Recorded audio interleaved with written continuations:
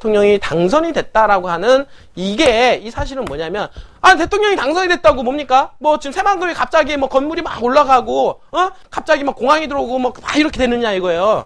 아니죠. 그건 뭐냐면 대통령이 문재인 대통령이 어떻습니까? 대선 후보 시절에 공약을 했던 부분들 있죠. 공약을 했던 부분들이 뭐냐면 새만금이 집중화된 새만금을 결코 문재인 대통령이 해내겠다라고 하는 결연한 의지들이 어떻습니까? 새만금 그 대통령이 당선을 통해서 보여준 거예요. 그러니까 딱 대통령이 당선이 되고 나서는 어떤 현상이 벌어졌냐면 당연히 문재인 대통령이 드라이브 걸겠다. 이 새만금은 이번에 제대로 한번 개발하겠다라고 하는 게 시장에 어떻습니까? 사인이 주어진 거죠. 그러니까 뭡니까? 그게 기대 심리가 반영이 돼야 안 돼요? 기대가 반영이 되니까 어떻습니까? 기대가 반영이 됐고 실질적으로 인사라든지 이런 부분들 새만금 개발청장 그 다음에 국무총리 뭐 이렇게 쭉 바꿔나갔죠. 다 바꿔나가면서 인사 부분들을 전라도 출신으로 다 포진을 하면서 새만금 기대감을 한층 더 끌어올려줬단 말이에요. 그죠? 자, 끌어올려주니까 앞으로 개발 정말 빨리 되겠다 라고 하는 생각이 더 됐죠. 그러면서 어떻습니까? 또 최종적으로 잼버리 대회가 유치가 됐습니다. 맞죠? 그러니까 잼버리 대회가 유치가 됨으로 하니까 기대 심리가 한층 더 높아지게 된 거야. 왜냐하면 말로만 하는 게 아니라 새만금 잼버리 대회가 유치가 된 거는 실질적으로 개발을 해야 된다라고 하는 거죠. 왜냐하면 대회를 유치하기 위해서 잘 보세요. 평창 올림픽 개최하기 위해서 어떻습니까? 도로망, 간성 도로망 이런 거 다 많이 구축이 됐죠. 그런 것처럼 국제 대회를 유치함으로 해서 어떻습니까? 접근성을 좋게 해줘야 되고 그 시를 단축을 시킬 수 있다. 개발에 대한. 그러니까 2013년도까지 원래는 한 2020년도까지 봤다 하더라도 2013년도까지 잼버리 대회를 유치를 함으로 해서 어떻습니까? 개발에 대한 부분들을 단축을 해야 하네요. 단축을 해야 된다라는 게 여론이 조성이 되죠. 그러니까 개발에 대한 심리가 더 살아날까요? 안 살아날까요? 더 빨라지겠다는 거죠. 맞죠? 그러니까 개발 심리가 작용을 해서 어떻게 했냐면 이 새만금하고 관련된 그 지역들에 대한 집가 상승 폭이 어떻게 됐냐. 큰 폭으로 상승을 했겠어요? 안 했겠어요? 했다라고 하니까 비행기가 뜬 거예요. 그때부터는. 왜 비행기가 떴을까를 여러분들 아셔야 된다는 얘기예요. 왜 비행기가 떴을까? 그래서 지금은 이제 비행기가 뜬 거예요. 자, 비행기가 떴는데 그동안 많은 길을 걸어왔잖아요. 1980년대부터 거의 근 30년 동안 어떻습니까? 열심히 달려왔죠? 얼마나 뜨려고 달려왔을까? 얼마나 뜨려고. 맞죠? 많이 뜨려고 온 거 아니겠어요? 얼마나 뜨려고 지금까지 걸어왔을까 이거예요. 여러분들. 엄청나게 많이 뜨려고 한 거예요. 그러니까 많이 뜨려면 기간이 필요한 거죠? 여러분들 이제 고작 6개월 달려온 거예요. 맞죠? 제가 보기에는 한 5년, 10년 동안은 뜹니다. 비행기가. 충분히 뜨고 그리고 3, 40년은 충분하게 개발이 이루어지는 데가 어디냐면 새만금이다라고 보시면 될 것 같습니다. 그래서 인구가 집중화될 거고 인구가 몰리면 몰릴수록 땅값은 당연히 급변하게 될 거다라고 하는 부분이에요. 그러다 보니까 새만금 땅 구하기가 힘든 거예요. 새만금 땅 투자하기가 힘든 거예요. 여러분들. 알겠어요? 당연히 주거지역은 사라진 지 오래예요. 이미 따블 이상 올라갔기 때문에. 그러니까 새만금의 주거지는 없어요. 여러분들. 알겠어요? 아무리 누시고 봐도 없어요. 왜 그러냐면 주거지역 땅 면적이 별로 없잖아요. 그렇죠? 근데 면적이 없는 땅 중에서 어떻습니까? 도로가에 붙어있는 땅이 많아요? 적어요? 많지 않죠. 그죠? 여러분 잘 보세요. 주거지역도 적은데다가 이 주거지역 중에서 또 도로에 붙어있는 땅이 많아요? 없죠. 그죠? 근데 문제는 뭐냐면 개발 심리로 인해서 땅을 가지고 있는 지주가 땅을 내놓겠습니까? 안 내놓으니까. 근데 자, 땅에 대한 심리가 살아나면서 사고자 하는 사람들은 더 많이 늘어나겠죠. 그 수요는 폭발적인데 공급량이 떨어지는 거예요. 당연히 그러면은 수요가 많아지면 당연히 가격은 올라간다, 안 올라간다? 올라가는 거예요. 옛날에 여러분들 갈치 있잖아요. 갈치. 모르겠어요. 갈치가 옛날에 고등어하고 갈치가 있었는데 요즘에는 어떤 게 더 비싸요? 갈치가 더 비싸죠. 갈치가 더 맛있어서 갈치가. 옛날에는 갈치와 고등어가 있어요. 그러니까 왜 가격이 비쌀까? 갈치를 더 공급이 덜 되고 찾는 사람들이 많으니까 가격이 올라가는 거야. 갈치에 거기가 금딱지 붙어 있습니까? 자, 고등어가 더 생산량이 많고 어떻습니까? 공급량이 더 많으니까 어떻습니까? 갈치보다는 가격이 싼 거예요. 이분들이. 고등어는 맛없고 갈치가 맛있습니까? 고등어 좋아하시는 분은 고등어 좋아하셔요. 또 시기별로 바뀌어요. 어떨 때는 오징어 값이 비쌌다가 오징어 값이 떨어졌다가 어떤 때는 무값이 어떻습니까? 뭐 500원에 팔리다 어떤 때는 3,000원에 팔리고 6개 팔리고. 왜 그런 현상이 벌어지겠냐 이거야. 왜? 그때는 뭐 무가 또 틀려져요? 어? 무가 더 맛있어지고 달아져가지고 3,000원에 팝니까? 500원짜리는 맛대가리도 없고 입에서 막 이상한 냄새 나고 그래요? 그거 아니라는 거예요, 여러분들이. 수요와 공급에 의해서 가격이 책정이 되기 때문에 그런 거예요. 그 부분들이 뭐든지 수요와 공급에 이 이론을 벗어날 수가 없다. 찾는 사람이 많으면 올라가는 거고, 그쵸? 찾는 사람이 없으면 가격 떨어지는 거죠, 부분들이. 그러니까 찾는 사람이 많다라는 거는 뭐냐면 찾는 사람들이 많으려면 뭡니까? 뭔가 개발 심리가 있어야죠. 그 새만금은 근데 계속 개발 심리가 살아있단 말이에요. 그러니까 사는 사람들은, 살려고 하는 사람들은 꾸준하단 말이에요. 근데 공급하는 땅을 가지고 있는 주인은, 땅 주인은 이미 새만금에 대한 기대감 때문에 당연히 앞으로 많이 올라갈 텐데 뭐하러 가격을 싸게 내놓겠냐, 땅을 매물로 내놓겠냐라는 얘기죠, 이분들이. 맞죠? 그러니까 공급은 제한되어 있고 살려고 하는 사람들이 많이 있다 보니까 시장에서는 뭐냐, 굳이 꼭 살려고 하는 사람도 있을 거 아니에요. 맞죠? 그러다 보니까 그 땅을 딱 사버렸어요. 어제 가격 20만 원이었는데 오늘 40만 원 내놨어요. 근데 매물은 하나밖에 없고, 근데 살려고 하는 사람들이 100명이 대기하고 있어요. 자, 그러다면 그 100명 중에서 약간 또라이 있어 없어요? 있죠? 그 사람이 그걸 딱 사는 거야. 그러면 땅 가격이 몇 배가 되는 거야? 갑자기 2배 올라가는 거야. 그게 시장가가 되는 거, 형성이 되는 거야. 왜 제주도 땅값이 그렇게 많이 올라갔을까요? 왜? 뭐 제주도가 뭐 5년, 10년 만에 이 정도 땅값이 막 몇 배 올라갈 만큼 제주도가 발전했습니까? 그거는 아니에요, 분들이. 근데 왜 올라갔냐? 찾는 사람이 많으니까 올라가는 거예요. 찾는 사람이. 누구? 그동안 누구였어요? 중국인들이 찾았죠?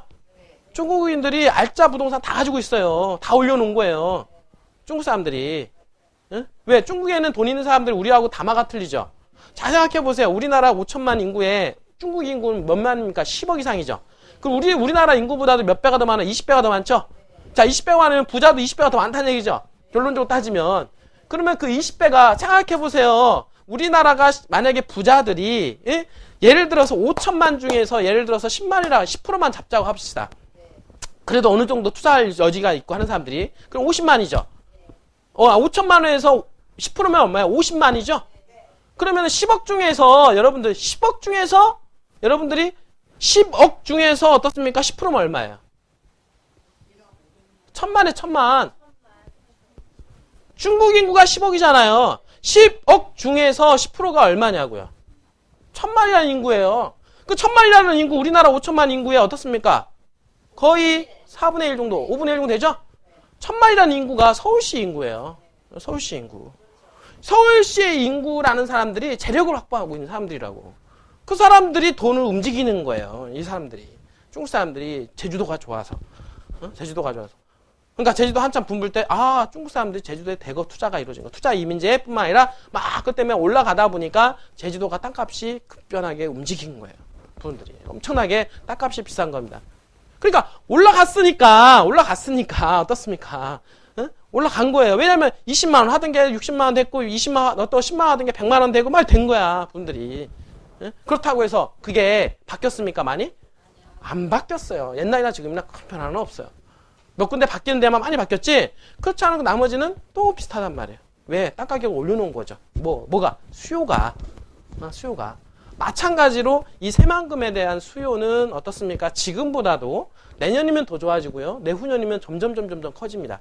왜 그러냐면 정부의 정보를 물어요. 왜냐하면 지금 여러분들 지금 뭐 어떻습니까? 가장 먼저 해야 되니까 SOC 사업이라 남북 이축 삼축 막 얘기 나오죠? 그 다음에 공항 얘기 나오고 항만 이런 얘기 나오잖아요? 그럼 지금 현재 관광 레저용지에다가 뭐 민간 사업이 투자하겠다 이런 얘기 나오죠? 그 다음에 어떤 얘기 나오냐면 SOC 사업이 되면 어떻게 이 뼈대가 구축이 된단 말이에요. 뼈대가 구축이 된 다음에 새만금에 뭘 붙입니까? 살을 붙이죠. 살에는 뭐가 있습니까? 심장도 있고 간도 있고 창자도 있고, 맞죠? 어떤 게 제일 중요해요? 심장이죠. 심장과 같은 것들이 살이 붙여지기 시작한단 말이에요. 응? 예를 들어서 그 새만금을 어떻습니까? 허파 역할하고 심장 역할할 수 있는 매머드급 부분들이 이제 개발이 어떻습니까? 합류가 된다는 얘기예요. 그런 얘기가 앞으로 계속해서 이제는 나오기 시작할 거예요. 아직 뼈대도 구축이 안 됐기 때문에. 아니, 뼈대 구축이 된 다음에 그 다음에 어떻습니까? 눈도 해야죠. 만들어야죠. 손발도 만들어야죠. 어떻습니까? 안에 있는 내장도 다 만들어야 되고 이 살도 만들어야죠. 할 게 천지죠. 그게 아직 남아있다는 얘기예요. 그게 남았는데 그런 거 나올 때마다 계속 새만금은 매스컴에 뜰 거 아니에요. 예를 들어 삼성이 뭐 거기다가 대단지 뭔가 들어간다 하더라. 아니면 현대에서, 롯데에서, 어떻습니까? 대기업에서, 공공기관에서, 아니면 외국계 투자회사에서 거기에다가 뭔가 투자하겠다. 점점점 새만금이 개발이 되고 점점점 가속화가 되면 될수록, 그리고 새만금이 매립이 다 돼서 어떻습니까? 실질적으로 개발이 시작이 되는 시점에서는요, 여기저기서 막 개발하겠다는 얘기가, 투자하겠다는 얘기가 물밀듯이 몰려오기 시작할 겁니다. 마찬가지로 이 투자도 지금 마중물이 역할이 필요한데, 그 마중물이 지금 역할을 하려고 조금씩 하고 있는 거예요. 그러면서 갑자기 어떻습니까? 여러분들 지하수, 여러분들 그 해보시면 옛날에 그 펌프질 혹시 해보셨어요? 시골에 가보면 이걸 하는 거 있잖아요. 그거 할 때 물 넣어야 안 넣어요? 그게 마중물이잖아요? 이 마중물을 넣어야 그 다음에 펌프질 막 하잖아요. 그 다음에 물이 펄펄펄 넘쳐 흐르잖아요. 그 마중물 역할을 지금 하고 있단 말이에요, 지금. 그리고 나서는 어떻습니까? 한참 좀 있다가 한참 펌프질 한 다음에 그 다음에 물이 콸콸콸콸 넘쳐 흐른다고, 그분들이. 그러면 그 물이 콸콸콸 넘쳐 흐르는 지금 그 부분도 하지 않았다는 얘기예요. 조만간에 온다. 그러면 물이 콸콸콸콸 넘쳐 흐르면서 새만금에 대한 기대 심리는 최고조로 된다라는 거예요. 최고조로 되고 계속해서 개발의 압력이 더 거세지면서 어떻습니까? 새만금 내부 용지뿐만 아니라 새만금 바깥 용지 그 주변일 때도 계속 새만금하고 인접해 있다라고 하면, 새만금에 인접해 있다라고 하면 인접해 있는 지역에 개발 가능한 토지들은 당연히 땅값들이 폭등한다 안 한다? 폭등하게 돼 있단 말이에요, 이분들이. 왜? 지금 싸잖아요, 이분들이. 새만금이라고 하는 큰 배후에 비해서 싸단 말이에요. 다른 지역도 일종 일반 주거 지역 도로가에 붙어 있다 그러면 100만 원 미만짜리가 없어요. 웬만한데. 100만 원 미만대에 우리가 살 수 있는, 정말 100만 원 미만대에 살 수 있는, 그나마 살 수 있는 지역이 새만금 쪽에 관련된 지역이지 않느냐, 이렇게 생각을 합니다. 그러면서도 엄청난 팩트가 작용을 하는, 엄청난 어떻습니까? 정보, 미래 가치가 숨겨져 있는 데가 새만금이라는 얘기죠. 맞죠? 그 새만금 지역에 투자할 수 있는 기회는 여러분들이 어떻습니까? 초기에 투자하는 게 가장 좋다는 얘기죠. 그게 바로 올해가 초기 투자의 원년이라는 얘기예요. 어떻게 보면. 응? 다 그렇습니다. 원래 주식 투자해보신 분도 아실 거예요. 주식 투자하신 분들도 어떻게냐, 개걸음 걸을 때 투자하시는 분들이 있고, 상승을 하고 있는 중간에서 투자하시는 분이 있고요. 그죠? 맨날 바닥점 찾는다고 어떻습니까? 맨날 떨어지는 주식 투자하시는 분들이 있죠. 심리적으로. 그 사람들 심리에 따라서. 근데 바닥인 줄 알았더니 샀더니 또 뭐? 지하 1층인 줄 샀더니 또 뭐예요? 지하 2층. 또 지하 2층인 줄 알았더니 뭐예요? 지하 3층. 그러다 보니까 지하 7층, 지하 10층까지 가는 거예요. 그러다 보면 어떻게 힘들어가지고 나가 떨어지죠. 그리고 난 다음에 또 올라가. 그리고 난 다음에. 주식 투자도요, 바닥일 때 사는 게 아니라 원래 올라간 상승 추세에 사야 되는 거예요. 이 부분들도. 왜? 올라갈 때는요, 뭐가 있냐면, 올라갈 때 어떤 회사의 기업을 운영을 할 때도 보면 있잖아요. 주가가 올라간다는 얘기는 주가 호재가 계속 반영이 된다는 얘기예요. 맞죠? 올라가고 있다는 얘기는 뭔가 계속 반영이 되는 거야. 좋은 소식이 오고 있다. 이 매출액이 늘릴 수 있는 호재가 계속 발동을 하죠? 그럼 오늘도 호재, 내일도 호재, 그 다음에 6개월 후에도 호재, 1년 후에도 호재가 나올 수 있는 확률이 높죠? 그러니까 주가가 오르는 주식이 계속 오르는 성향이 있어요. 그게 바로 추세인데, 이 추세를 가지고 있다라고 합니다. 근데 하락하는 추세에 있는 주식 있죠? 그러면 주식은 어떻습니까? 싸다는 느낌은 있죠? 그죠? 그러니까 싸니까 어떻게 돼? 개인들이 덜 컥덕컥 물죠? 그러다 보니까 어떻습니까? 조금 올라가는 척 하더니 뚝 떨어지죠? 그죠? 그 바닥인 줄 알았더니 어떻습니까? 아직도 바닥인 줄 알았더니 아직도 지상 7층이야, 그게. 응? 아직도 내가 가려니까 지하 7층까지 지르려면 아직도 멀은 거예요. 그러니까 반토막도 나오고, 반에 반토막도 나오고, 어떻습니까? 나중에는 어떻게? 이런 욕도 하고, 뭐 그런 거 아니겠어요, 분들이? 근데 올라가는 추세에 있는 땅은 계속 호재와 정보가 뜨기 때문에 오히려 추세를 잡아서 조금 더 비싼 듯 하지만 어떻습니까? 잡아 올라가면 그게 계속해서 기업 매출액이 늘어나고 이익금이 늘어나면서 그게 실적으로 주가가 반영이 돼서 계속해서 올라갈 확률이 더 높다는 거예요. 시적으로. 그래서 시적으로 투자를 잘 하시는 분들은 뭐냐면 상승 추세에 있는 주식을 삽니다. 상승 추세에 있다가 한번 꺾인 주식들 있죠? 추세를 잡고 일단은 그 다음에 한번 가다가 한번 중간에 잡을 수 있는 기회를 줘요. 한번. 그래서 추세 한번 꺾였을 때, 그때 봤을 때, 그때 딱 들어가는 거예요. 그리고 나서 기다리는 겁니다. 그때 가서 기다렸다가 한 1년에서 2년 정도 기다렸다가 팔고 나오는 게 오히려 수익률이 훨씬 더 높다. 부분들이. 근데 많은 사람들은 더 싸게 얘기한단 말이야. 그러니까 개인들이 더 싸게 얘기하니까 맨날 1,000원짜리 주식 투자하는 거야. 1,000원짜리 투자했다가 500원 됐다가 300원 됐죠? 그러나 어느 날 갑자기 10분의 1로 감자를 합니다. 여러분 감자탕 드셔본 분도 있을 거야 아마. 주식이 10개가 하나로 바뀌는 거예요. 그게 감자 드신 분들 많이 있으실 거야 아마. 주식 하신 분들은. 왜냐하면 주가가 자꾸 떨어진다는 얘기는 그 회사 경영 상태가 안 좋아진다는 얘기잖아요. 그죠? 그러니까 안 좋아지니까 경영이 악화가 되니까 당연히 자본금을 줄여야 된단 말이에요. 부분들이. 그래 나중에 또 증자를 해야 되고 부분들이. 그러다가 문 닫는 거예요. 그러면 이제는 휴지가 딱 되는 거죠. 그렇죠? 그래서 실질적으로 투자를 하는 사람들은 우량 주식을 건드려야 돼요. 그러니까 우량 주식 속에서 잘 보세요. 자, 삼성이라는 회사가 어떻습니까? 120만 원대. 그러니까 120만 원, 막 160만 원 가다가 120만 원대 막 가다가 100만 원까지 떨어졌어요. 지금 얼마입니까? 거의 한 270만 원, 80만 원이에요? 그렇죠? 이런 덩어리 있는 것들도 막 두세 배 올라간다고. 실적으로. 그리고 엄청난 수익을 내고 있잖아요. 그 수익이 장기적으로는 주식으로 반영이 되는 거예요. 그 부분들이. 올랐다고 해서 안 올라가는 게 아니라 오른 놈이 어떻습니까? 더 올라갈 확률이 높다. 그분들이. 왜냐면 계속 호재를 불러일으키기 때문에 가능하다는 얘기죠. 분들이 맞죠? 네. 분들이 그런 부분들 찾아내야 되고, 그리고 무엇보다 더 중요한 거는 뭐냐면 저평가가 되어 있는 걸 찾는 게 가장 좋죠. 맞죠? 저평가된 것 중에서 그걸 갖다가 우리는 황금알을 찾는다 그러죠. 거기서 그런 게 뭐냐면 주식에 상장되기 전에 비상장 주식이 있어요. 맞죠? 비상장 주식은 정보가 많이 노출이 안 돼 있어요. 많이 노출이 안 돼 있는데 그거를 아는 정보를 가지고 있는 사람들이 있어요. 아, 이 회사가 나중에 상장을 했을 때 어떻습니까? 아, 상장을 하게 되면 한 몇 배 정도 시세 차익을 볼 수가 있겠다. 라고 하는 거 있죠? 이런 거라는 거예요. 이게 가장 투자에서 가장 최고죠. 그런 걸 잡아내는 게. 자, 그래서 제가 또 얘기하는 게 뭐냐면, 자, 이 뭐가 있냐면, 용도가 있어요. 우리 땅에 용도가 있죠? 땅 용도가 있는데 제가 웬만하면 도시지역 외에는 안 건드립니다. 왜냐면 도시지역은 도시지역입니다. 도시지역 이름대로 뭡니까? 도시죠. 나중에 도시로 개발하는 땅 아니겠습니까? 맞죠? 그 다음에 도시와 비도시로 나뉘어지잖아요? 비도시는 농림지역, 관리지역, 자연환경 보전지역이죠. 그러니까 비도시지역이에요. 도시지역은 뭡니까? 주거지, 상업지역, 공업지역, 녹지로 나뉘어지죠? 그러니까 도시지역입니다. 도시는 어떻습니까? 점점점 도시화가 되죠. 맞죠? 그러니까 웬만하면 도시적 땅을 권유하죠? 도시적 땅을 사라, 이 부분들이. 도시적 땅을 사는 이유가 뭐냐면 앞으로 도시가 될 확률이 더 높기 때문에, 도시화가 될 확률이. 지금 전답으로 쓰고 어떻습니까? 지금은 어떻습니까? 있을지라도 주거지역, 상업지역 찍혀져 있는 놈들은 나중에 어떻게 됩니까? 나중에 도시화가 될 확률이 높다는 얘기죠. 개발 압력에 의해서. 그런데 이미 제가 여러분들한테 얘기하는 거는 뭐냐면 이 도시지역이라고 하는 이 땅은 도시적 주거지하고 상업지역, 공업지역이라고 하는 땅은 주식시장에서 따진다고 하면 뭐냐면 시장이에요. 시장. 뭐냐면 우리가 보면 증권거래소 시장 있죠? 증권거래소 시장, 코스닥 시장, 우리가 시장에 오픈되어 있단 말이에요. 오픈되어 있는 시장에 합류해 있는 땅이라고 보시면 됩니다.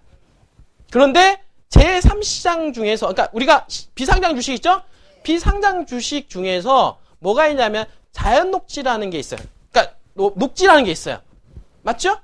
녹지라는 놈 중에서 어떻습니까? 자연녹지가 있고 생산녹지가, 보존녹지가 있죠? 우리가 얘기하잖아요? 그 도시지역 중에서. 그러면은 이 도시지역 중에서 그 중에서 이 자연녹지가 뭐냐면 비상장 주식 중에서 어떻게 됩니까? 상장이 됐을 때 어떻습니까? 상장이 된다는 얘기는 뭐예요? 용도가 변경을 얘기하는 거죠? 용도가 변경이 돼서 주거지, 상업지역이 된다는 얘기죠? 됐을 때 폭발적인 시세를 낼 수 있는 확률에 있는 땅이다라고 말씀을 드리는 거예요. 그게 바로 자연녹지가 그런 역할을 한다. 자연녹지가 비상장 주식 중에서 어떻습니까? 우량주이다. 그게 상장이 됐을 때 시세를 폭발할 수 있는 땅이다. 맞죠? 그래서 우리가 자연녹지 같은 경우는 뭐라고 얘기합니까? 럭비용 같은 주식이라고 얘기하죠? 왜 그러냐면 럭비용 같다라는 얘기는 뭐예요? 어디로 튈지 모른다는 얘기죠. 어디로 튈지 모른다는 얘기는 뭐냐면 자연녹지가 주거지가 됐을 때 1종이 될 수도 있고 2종이 될 수도 있고 3종이 될 수도 있고, 그거는 뭐냐면 갑자기 변하는 거예요. 근데 자연녹지가 어떻습니까? 도시에서 멀리 뚝 떨어져 있는데 갑자기 그 자연녹지가 갑자기 상업지가 됩니까? 그거는 아니라는 얘기죠.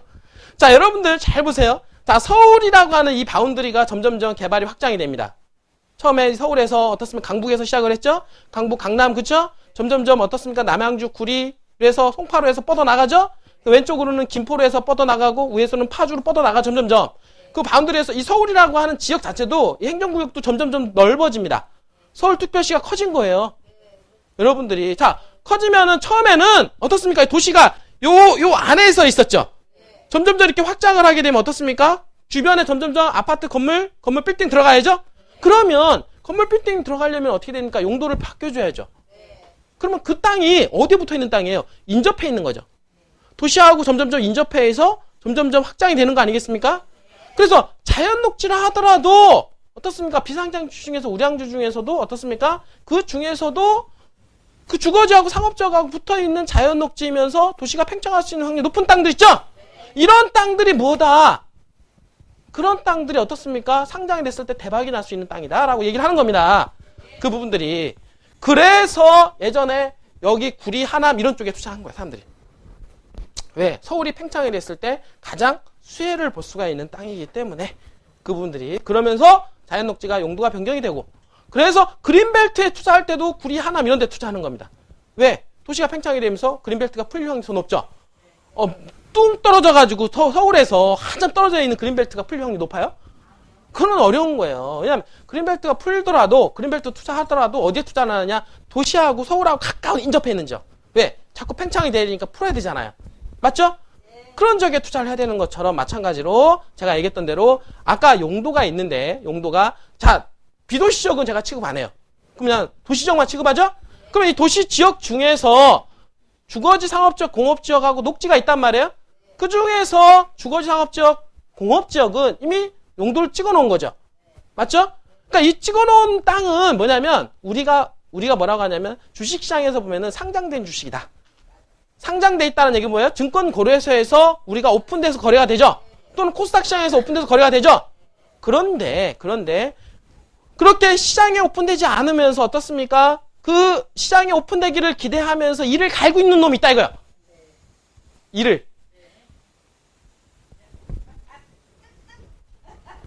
이를 갈고 있는 사람이 있는데 그 놈이 뭐다? 그게 자연녹지라는 얘기예요. 그 자연녹지가. 근데 그 자연녹지 중에서 이를 갈고 있는 놈 중에서 어디? 도시적, 주거지, 상업적, 인방에, 근방에 딱 붙어서, 맞죠? 기다리고 있다는 얘기예요.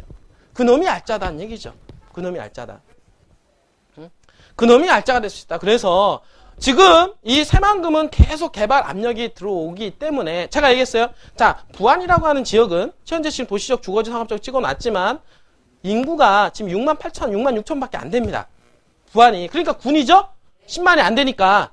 그러니까 6만 6천에서 7천, 8천인데 제가 했죠. 새만금이 개발됨으로 해서 인구 유입이 될 수 있는 부분이 얼마입니까? 이 새만금 내부 용지 말고 외부로, 바깥으로 48만 명 정도의 인구 유입에 대한 효과가 발생한다 얘기했죠?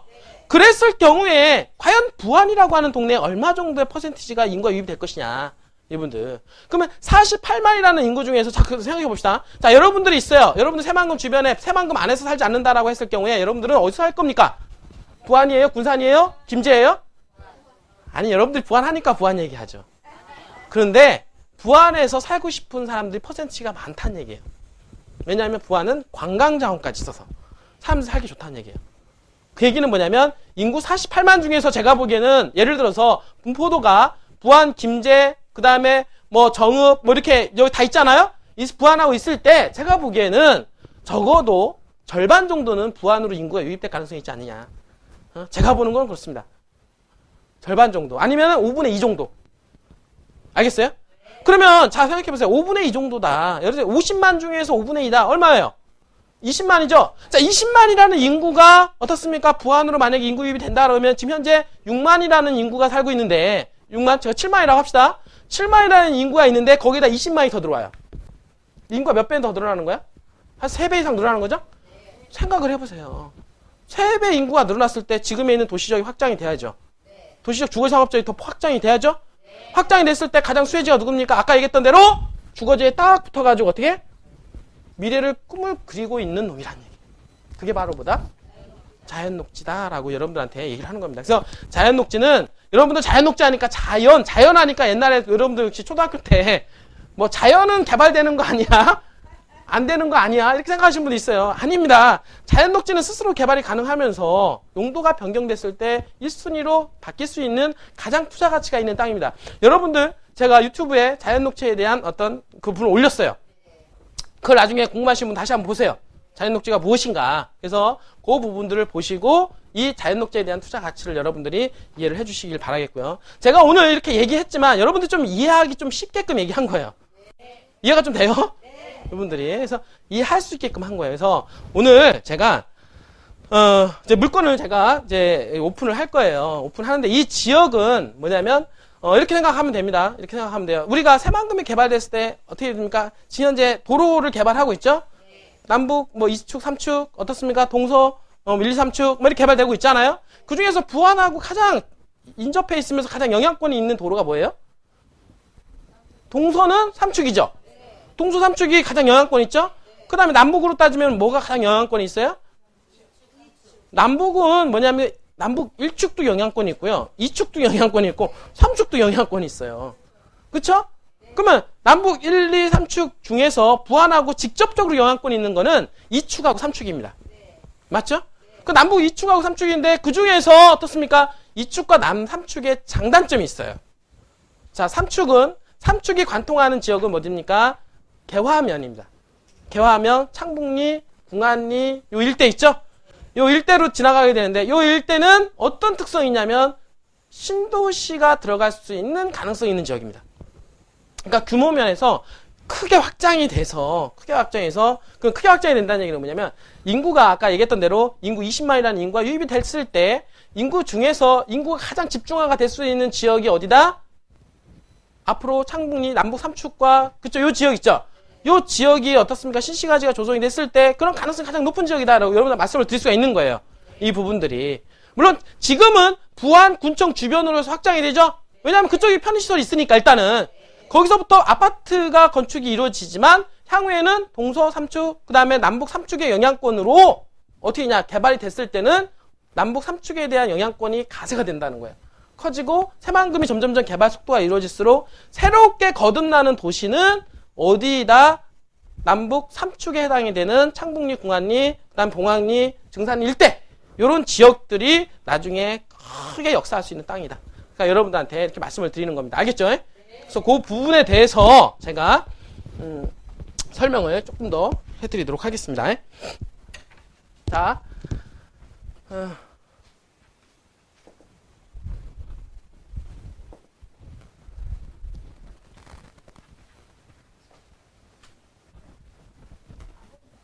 안 보이면 가까이 오세요. 여러분들. 안 보이면 가까이 오세요. 이쪽으로. 자, 여러분들, 제가 새만금. 자, 보세요. 지금 여러분들. 지금, 뭐, 아까 이렇게 보셨지만, 요게, 도로에 대한 부분들 간단히 설명을 해드릴게요. 지금 보면은, 요거 뭐예요? 동서 1축이죠? 그 다음에 요게, 동서 2축, 그 다음에 동서 3축이죠? 그 다음에 이게 뭐예요? 남북 1축, 남북 2축, 그 다음에 남북 3축이죠? 요거예요. 요 부분들. 자, 요건데, 우리 지금 부안 쪽이 어디냐면, 이쪽 바운드리 안에 이쪽 부안 바운드리고, 그 다음에 이쪽은 김제고, 이쪽이 군산 쪽 아니겠어요? 근데 지금 이 부안권이 우리가 볼 때 가장 인구가 집중이 될 수 있는 확률은 뭐냐면, 이쪽에 관광 레저 용지가 있단 말이에요. 그 다음에 요 밑에 보면은, 어떻습니까? 변산반도가 끼고 있어요. 관광자원이 충분한 지역이에요. 그러니까 살기에는 너무 좋단 말이에요. 그러니까 사람이 일은 이 내부에서 하더라도 살고 싶은 거는 이 바깥에서 살기 좋은 동네가 이 부안 쪽 일대다라고 여러분들이 좀 이해를 하시면 된다라는 것이죠. 근데 이 중에서 지금 현재 공사하고 있는 게 이 도로죠. 이게 지금 남북이쪽 공사 착공을 했어요. 이분들이. 왜냐면 요 부분, 요 앞에 부분이 여기가 잼버리 대회가 유치가 되는 곳입니다. 여러분들이. 그래서 잼버리대 유치하고 그러면서 관광 내조용지에 대한 설계를 뜨고 있는 중인데, 근데 요 남북 이축에 따른 수혜지로 여러분들한테 얘기했던 대로 여기 주거지역 어떻습니까? 개화리, 의복리 일대 얘기했죠? 여기는 이미 다 떴어요. 왜? 착공이 됐으니까. 이건 찾아볼 수 없습니다. 땅이. 이미 너무 멀어진 당신이야. 너무 멀어진 당신. 우리 여기 투자 많이 했죠? 그분들 다 재미 보신 거야. 너무 멀어진 당신이 된 겁니다. 그 다음에 지금 뜨고 있는 게 지금 이제 요 부분이 뭐냐면 남북 삼축이죠. 요 남북 삼축인데 지금 부안에서는 요 동서 일축과 동서 남북 삼축이 만나는 요 지역이 새만금 배후도시죠. 맞죠? 그 다음에 김제에서는 요게 배후도시죠. 이게 다 어디하고 관련돼 있냐면 남북 삼축하고 관련돼 있다 이거야. 그러면 군산의 이 부안은 어디겠냐? 부안은 어떻습니까? 요 바운드리겠죠. 여기는 군산 부안 군청이 있어요. 그러니까 부안 군청과 더불어서 요 바운드리가 전체적으로 실시가지가 될 확률이 높다 라고 보면 되는데, 여기는 부안 군청은 이제 구시가지겠죠. 맞죠? 그러면은 이쪽 일대는 뭐가 되겠냐? 이 일대는 아직 전답으로 쓰고 있어요. 그쵸? 개발하기 너무 좋죠. 신도시가 들어오기에 너무 좋단 말이에요. 그러니까 이쪽 일대는 남북 삼축이 들어오는 요 지역은 어떻게 되냐면 실시가지로 인구가 가장 많이 유입이 될 수 있는 그런 부안이 될 수 있는 확률이 높다. 그러니까 인구가 가장 많이 유입이 된다는 얘기는 땅값을 가장 많이 올릴 수 있다는 얘기죠. 알겠어요? 이런 부분들로 거듭난다라고 보시면 됩니다. 지금 군산하고 부안은 너무나도 비슷한 꼴이에요. 요 위에가 어떻습니까? 군산시청이 있어요. 요 밑에가 바로 부안군청이 있죠? 그 다음에 여기 배후도시 지금 현재 지정해놨죠? 여기도 배후도시가 현재 개발될 가능합니다. 여기는 이미 개발이 많이 진행이 됐죠. 군산은. 이제 앞으로 여기는 시작에 불과하다. 그러면 어디에다가 투자를 해야 되겠냐? 시작에 불과한 부안에다가 투자를 해야 되죠. 알겠습니까? 네. 자, 조금 더. 여기 여러분들 뭐 다 들어하시고. 지금 한번 또 좀 정리해드리면, 자, 요게 뭐냐면 아리우 신도시. 얼마나 멋있습니까? 살고 싶지 않아요? 아리우 신도시 한번 살고 싶어. 지금 사실 저도 마음이 그래요. 살고 싶으면. 그리고 여기에 격자형 도로 있죠? 동서 1, 2, 3축, 남북 1, 2, 3축. 맞죠? 그 다음에 요거는 현재 경제자유구역 산업단지. 앞으로 이렇게 들어올 거고, 그 다음 신항만이 확장이 되는 거, 그 다음에 뭐 철도라든지 공항이라든지 관광 레저 산업이 이제 들어와서, 사실은 우리가 투자할 때 이거 하나만 들어와도 투자를 해요. 신도시 하나 들어간다 그러면 신도시 주변에 투자하죠? 또 어떻습니까? 도로가 들어가면 도로 주변에 투자하죠? 하나면 뭐 산업단지 들어가면 산업단지 주변에 투자하죠? 그 다음에 신항만 들어간다 신항만 주변에 투자하죠? 사실 이거 하나만 들어가도 투자해야 되는데, 새만금은 이 모든 게 우리가 투자한다라고 하는 이 모든 대상이 새만금에 집중화가 되고 있다라고 하는 거죠. 이 부분들이. 그러니 얼마나 개발할 게 많냐 이거야. 응? 앞으로 엄청난 개발이 이루어질 것으로 예상이 된다. 분들. 자, 이거 아까 제가 여기 얘기했던 대로, 자, 새만금의 수용 인구. 자, 얼마입니까? 75만 8,700이죠. 네. 75만 8,700 중에서 주변 지역 및 도시에 어디입니까? 46만 9,200만. 한 47만이라는 인구 새만금 내부 용지 말고, 요게 지금 내부 용지에 들어오는 거고, 배후 지역입니다. 배후 지역. 배후 지역에 들어갈 수 있는 게 어떻습니까? 주변 지역 47만 명에 48만 명 정도. 그러니까 이 인구 중에서 5분의 2 정도만 부안에 유치가 된다 하더라도, 이 부안은 정말로 큰 도시가 만들어질 거라는 얘기죠. 지금 현재 군단에서 시로 당연히 되는 건 당연한 거고, 부안시가 되는 거 당연한 거고, 부안시 중에서도 지금 현재 주거지역이라든지, 지금 주거지역이 급등하는 이유가 있어요. 왜 그러냐면 이런 것 때문에 그런 거예요. 벌써 이런 게 미래가치로 반영이 되기 시작하는 거예요. 여러분들 알겠죠? 이렇게 포인트만 제가 말씀을 좀 드릴게요. 자, 이렇게 되면, 자, 이렇게 보니까 아까 얘기했죠? 자, 요게 지금 남북 삼축이란 말이에요. 맞죠? 요게 지금 어떻게 돼요? 동서 삼축이죠. 보니까 여기 지금 초록색이야. 이렇게 된 지역이 이게 다 도시 지역이야. 그쵸? 동서 삼축 위로는 이렇게 포함이 되어 있고, 그 다음 부안군청 주변으로는 어떻게 됩니까? 이렇게 포진이 되어 있죠? 자, 이렇게 해보니까 요 면적이 작아요, 커요? 엄청 크죠? 큰 동네예요, 큰 동네. 이 동네가 신시가지로 조성이 된다라고 하면 엄청나게 아까 얘기했던 대로 인구, 아까 20만 이상 인구를 유입할 수 있는 조건이 된다는 얘기예요. 그러니까 이 동네가 엄청나게 커지는데, 중요한 거는 뭐냐면, 여기 잘 보세요. 이거 창북리 있죠? 창북리로 들어오죠, 이게. 요 일대 있잖아요, 요 일대. 요 일대가 좀 더 집중화가 될 확률이 높죠. 왜? 남북 삼축하고 바로 연계가 되니까. 그리고 더불어서 지금 여기 요 도로 있죠, 이렇게. 요 도로가 여기 개화도 있잖아요. 여기 남북 이축이잖아요. 남북 이축 도로하고 요 남북 삼축하고 연결되는 도로가 어디로 관통하냐면 바로 창북리 공안리 일대로 관통을 합니다. 그러니까 요 지역은 여기서부터 여기까지 남북 이축과 남북 삼축하고 연결하는 데 있어서 시간적으로 따면 자동차 거리로 따지면 5분도 안 걸리는. 그러니까 사실은 이거와 직접적인 영향권을 바로 받을 수 있는 동네다. 그러니까 직접적으로 예를 들어서 개발 압력이 거센 지역이다라고 보시면 되는 거예요.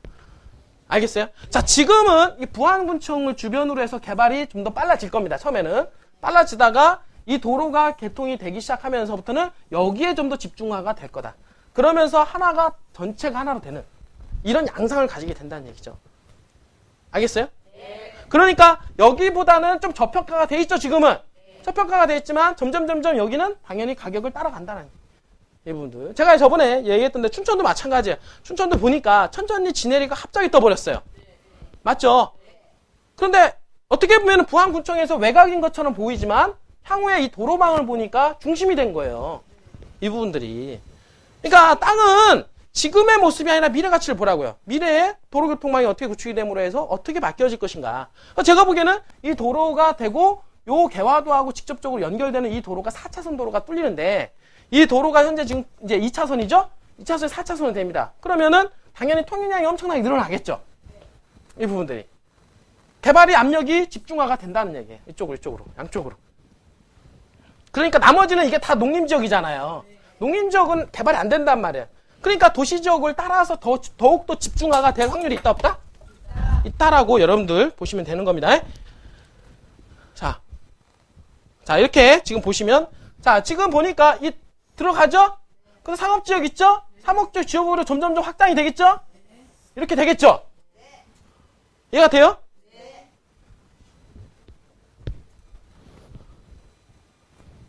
자, 지금, 자, 이렇게 봅시다. 지금 요 도로 있죠? 요 도로가 바로 남북 이축도로. 현재 개화도, 개화리. 요게 지금 4차선으로 지금 공사할 겁니다. 이분들이. 그럼 이 4차선은 뭐냐? 남북 이축도로하고 남북 삼축도로하고 연계시켜주는 도로가 되는 거예요. 알겠어요? 그러니까 통행량이 엄청나게 많은 도로야. 저 부분들이. 그래서 요 도로가 있는데 지금 보니까 주거지역이 노란색이죠? 그리고 여기 보니까 주거지역 있고 그 다음에 그 주거지역 항상 보면은 주거지역 바로 옆에 이제 자연녹지가 있고 자연녹지 옆에 또 생산녹지가 포진이 돼요. 왜냐면 자연녹지를 주거지역 옆에다 두는 이유가 뭐예요? 나중에 용도를 변경을 시켜야 되니까. 자, 지금 보니까 우리 땅이 어디냐면 바로 여기입니다. 알겠어요? 여기인데 지금 요 도로하고 연결돼서 어떻습니까? 이렇게 연결되죠? 맞죠?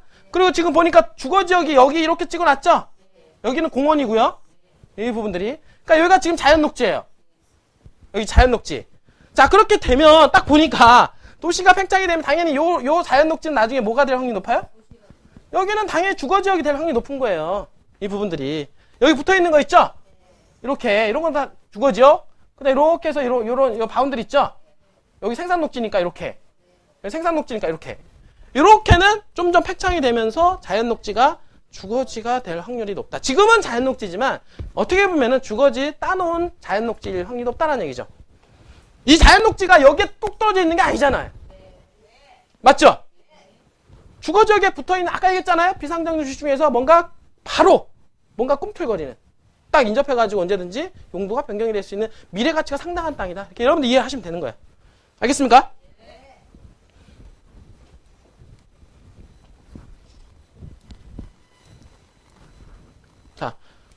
자, 이렇게 볼게요. 요 땅이에요. 이렇게. 자, 지금 조금만 더 보면. 자, 어디냐면, 여기 이렇게 됩니다, 땅이. 알겠어요? 이렇게. 이렇게 좀 돌아가죠, 이렇게. 돌아가는지. 여기는, 요 이하는 자연녹지, 요 위에는 뭐예요? 주거지역이죠. 당연히, 여기 여기가 자연녹지잖아요. 자연녹지는 딱 보더라도, 주거지역 끼고 있잖아요. 나중에 확장이 되면, 당연히 이 자연녹지는 따놓은 당상인 거예요. 이런 것들은. 주거지역이 지금 자연녹지이긴 하지만 주거지가 된다. 이 부분들은. 이렇게 해서 여러분들 생각을 하시면 되는 겁니다. 분들. 자, 이렇게 해서 아이고. 자, 이렇게 아까 이렇게 돌아가죠? 자, 딱 보니까 어떻게 돼요? 개활지죠? 그냥 개발하기 너무 좋은 땅인 거예요. 어? 개발이 지금 안 돼서 그렇지 개발만 되면 쫙 밀고 가는 땅이라고. 자, 이렇게 되는 겁니다. 지금 보이세요? 지금 보이니까 아까 이렇게 됐죠? 그 위치. 그 다음에 여기 딱 잘렸죠? 요 위쪽으로는 뭐예요? 주거지역. 요 밑으로는 자연녹지, 여기는 주거지역. 그죠? 이해가 됩니까? 그래서 필지를 나눈 거예요, 제가. 이거 지금 두 필지인데 두 필지를 합의를 해서 어떻습니까? 또 분할을 합니다. 분들이. 분할을 했을 때, 자, 1번 필지는 무조건 이건 뭐예요? 그냥 주거지역이네. 100% 주거지역이네. 도로에 물려서 건축행위 바로 가능한 땅이네. 현재 지금. 지금 어떻게 보면 이 전체 땅 중에서 있잖아요. 전체 땅 중에서 이 주거지역을 되게 지금 싸게 살 수 있는 기회. 왜냐하면 전체 땅을 어떻습니까? 좀 더 싸게 잡았기 때문에 주거지역을 지금 현재 기준으로 싸게 낼 수가 있어요. 그 다음에 어떻습니까? 두 번째 필지는 이렇게 되죠. 보이세요? 그러면 여기 주거지역이 좀 포함이 돼 있네요. 그 필지 안에. 그 다음에 여기는 자연녹지. 맞죠? 그 자연녹지는 제가 보기에는 한 70평, 주거지역은 한 27평 정도. 이렇게 포함이 돼 있다. 이렇게 보시면 되고. 그 다음에 여기 4번 필지 있죠? 4번 필지는 이렇게 됩니다. 이렇게 주거지역이 8평이 포함되네요. 8평 대략. 그 다음에 75평. 그래서 요거는 요 땅 같이 주거지역 포함이 돼 도로에 붙어요. 그죠? 그러니까 합쳐가지고 몇 평이냐면 83평인 거예요. 83평. 그 다음에 여기는 70평 이렇게 나누는 거예요. 왜냐면 자연녹지는 최소 분할 면적이 있어요. 최소 분할 면적이 있어서 70평입니다. 70평 이하로는 분할이 안 돼요. 그래서 요거 70평. 그리고 지금 보니까 요거 221평짜리 있죠? 요거는 이 노란색이 무슨 도로냐면 이거는 지적도로예요. 지적도로인데 요 하단 쪽에는 이 지적도로 일부를 갖다 현재 도로로 쓰고 있어요. 현재 현황 도로로. 분들이. 그래서 요것도 현재 도로에 붙어 있는 땅이다. 이것도 알겠어요? 요것도 지금 현재 지적도로에 붙어 있는 거예요.